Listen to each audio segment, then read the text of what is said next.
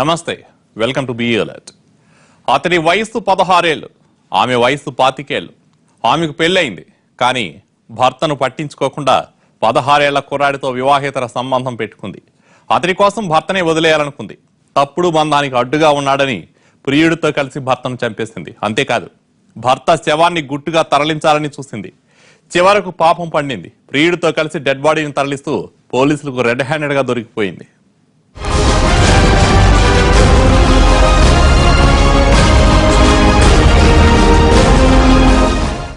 16 ఏళ్ల ప్రియుడి కోసం భర్తను చంపిన ఈమె పేరు ప్రవల్లిక.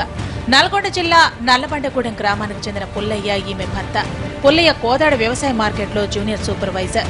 వరుసకు అల్లుడైన 16 ఏళ్ల యువకుడితో ప్రవల్లిక వివాహేతర సంబంధం పెట్టుకుంది. ఈ విషయం తెలుసుకున్న పుల్లయ్య ఆమెను మందలించాడు. నెల క్రితం ఎల్బీ నగర్ లోని మైత్రీనగర్ కు మకా మార్చారు. ప్రియుడు దూరమయ్యాడని ప్రవల్లిక, ప్రియురాలు దూరమైందని ఆ యువకుడు తెగ బాధపడ్డారు. తమ వివాహేతర సంబంధానికి పుల్లయ్య అడ్డుగా మారాడని భావించారు. పుల్లయ్యపై కసి పెంచుకున్న ఇద్దరు అతన్ని చంపేందుకు స్కెచ్ చేశారు.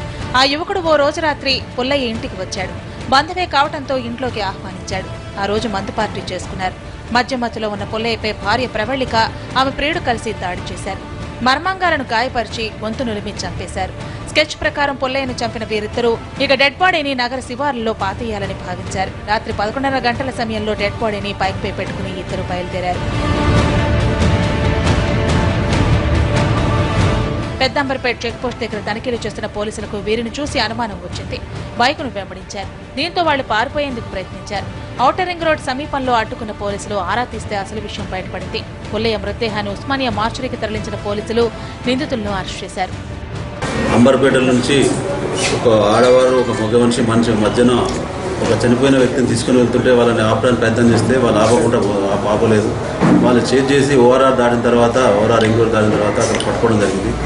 అక్కడ ఎంక్వైరీ చేస్తే పుల్లయ్య అనే అతను అందాజ వయసు 36 ఇయర్స్, అతని నల్లబండగూడెం, అతను చనిపోయి ఉన్నాడు.